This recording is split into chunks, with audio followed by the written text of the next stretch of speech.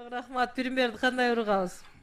Атакелерге арнап, жалпы анда Өсөр Козиев агабыздын атама деген ырнарды берип койсоң.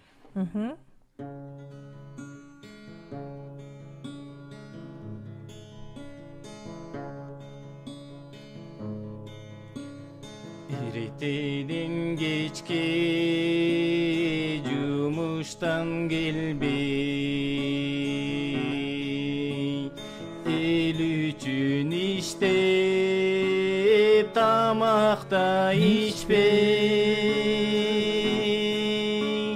калкымдын иши жылса деп алга талыкпай ойлоп издедиң айла, талыкпай ойлоп издедиң айла. Ар бир акчачың жүзүңдү эстеп, үзүлөт эмгек жөн эле келбейт,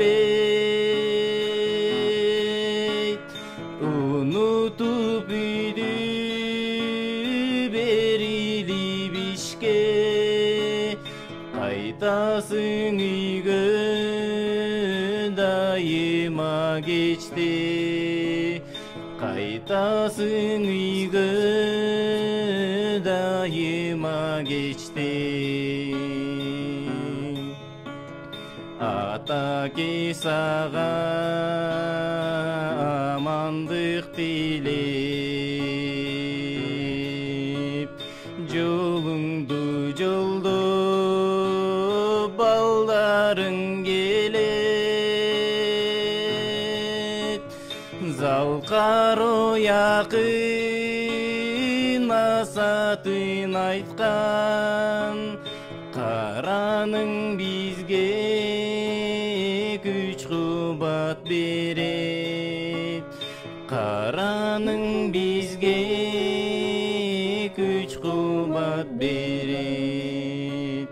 Ардактап жүрсүн айылдын эли, сыйлап бир жүрсүн кыргыздын эли, айылдын эли. Браво.